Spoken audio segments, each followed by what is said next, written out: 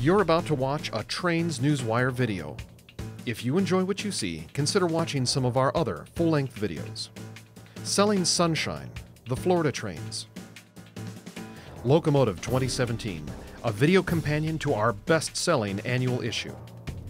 Big Steam is back. All of these and more are available from our website, kalmbachhobbystore.com.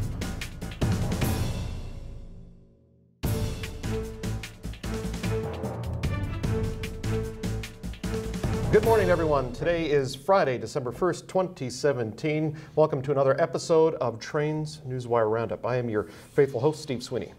Hi, and I'm Jim Wrinn, and I've been out traveling a lot, so you haven't seen much of me. Hey, it's great to see you guys, and nice to see you guys on video. Yeah. We got lots of news, more than 30-something Newswire items this week already, I saw. Yep. And they are some real doozies. We've got everything from singing railroaders to railroaders singing the blues about their service, and everything in between. And everything in between. Okay, well, let's make that our top story right now. We just published that Friday morning. Ed Ellis, Ed E. Ellis, president of Iowa Pacific Holdings, and also the president owner of Saratoga and North Creek Railroad, has a YouTube video out. We're going to link to that on Newswire this week. He's singing about tank car storage to the tune of Home, Home on the Range. When I saw this, it's cool. I mean, it's cool but strange at the same time. Like, this is, you can't make this up. Well, there've been all sorts of responses to lawsuits over the years. You know, people, various aspects of decorum. And Ed is a big music fan. You know, he's sort of made his reputation on the concerts up at Fur on the Rio Grande Scenic. And he loves his music, and I mean, it's perfectly in character with Ed, and it's worth seeing. You got to go check it out. It is a crazy good video. He's in tune, which is good. Which is good. It's an acoustic guitar. He's doing his own singing. I guess he did his own lyrics. He hasn't confirmed that. He wouldn't. Actually, we were doing a story on about an Adirondack group that has called for tank car owners to remove their tank cars and for the railroad basically to shut down. And Ed did not comment to us. He just said, "Watch the video." So we did, and now you can too. Now you can too. Go check it out. So that's well crazy. Worth seeing. Okay, so from one crazy thing to the next, this is a holdover story from last week, but I wanted to talk about it anyway. We got so many responses on this one.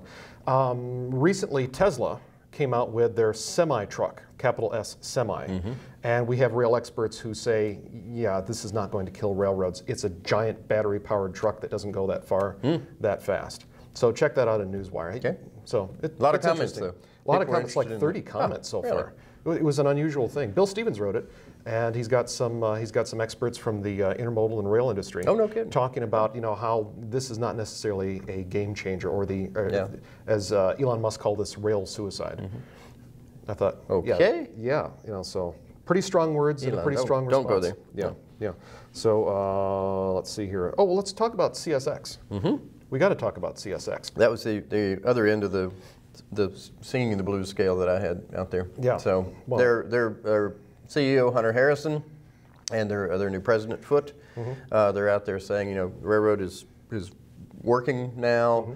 They had some problems. Now they're going to get themselves together, and they detailed that quite a bit in a discussion with analysts this week from Credit Suisse. Yes. So a lot of details in there. You'll want to go see that.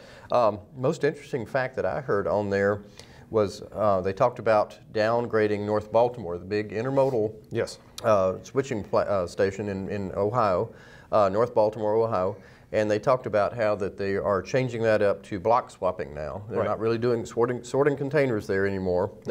Hunter Harrison said that they were running too many trains way out of their way to get to North Baltimore to do their switching, but he did hint. He said that there was some interest in maybe a Western carrier of using that terminal, which I found really fascinating.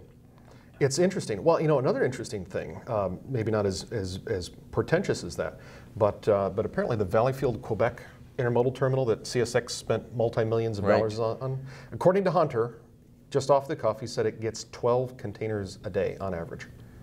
So that's not a lot. That's not enough to pay for the fuel. That's a line that goes all the way from like New York and up and goes into Quebec. So go check that report out. Very cool. Big deal. Big deal. Okay, wacky news.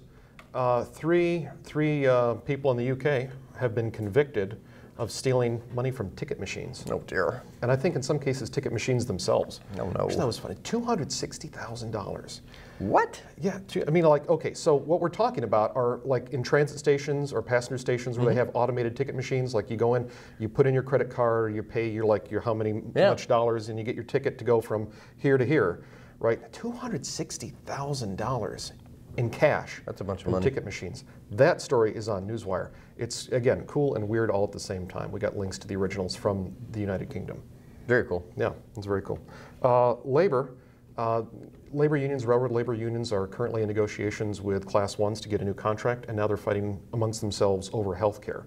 Some wanted to make concessions, and some did not want to make concessions on health. Now, it's not the most, I guess, exciting story, but it's really big because typically labor unions are together, and they never let their squabbles go public. So that this is public at all and has made news and headlines, and now Trains Newswire is something you should definitely go check out. Yeah, no kidding. Yeah.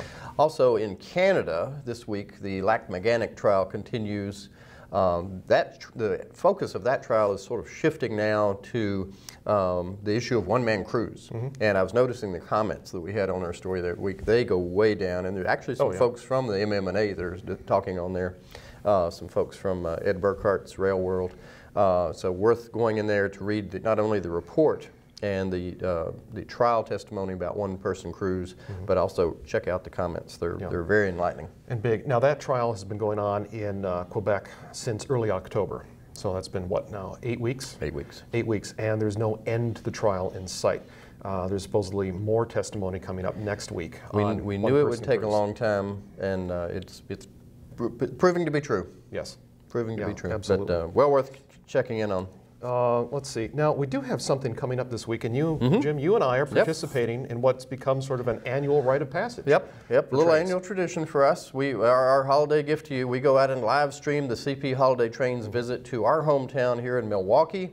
I'll be on the scene on Saturday evening about 6 p.m. at the Milwaukee Intermodal Station. Look for me up on the bridge, or just tune in to our website, trainsmag.com, and I believe the rest of the address is CP Holiday, or well, I can't remember we'll post it at the bottom anyway, of this. We'll post it at the bottom of this. Don't want to rely on my feeble memory, but or mine either.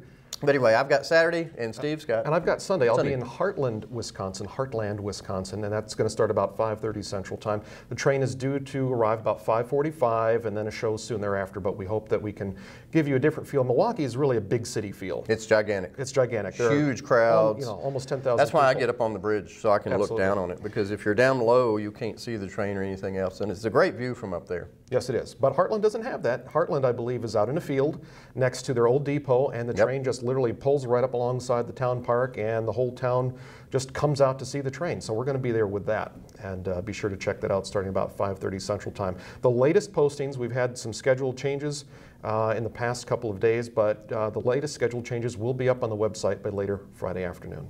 Sounds good. Yeah, we'll see you there. Now, we have one special treat for you. This week marked a milestone for Trains Magazine and for Trains Newswire. We had the very first commercial flight of our drone, nicknamed Highball. You remember this from last year. And we wanted to show you now some video that we took from Highball in Theresa Marsh, near Theresa, Wisconsin, on Thursday.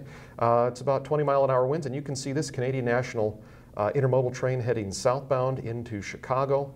And it was really nice. So there's no sound, but we'll just leave you with this. Check it out and have a great weekend.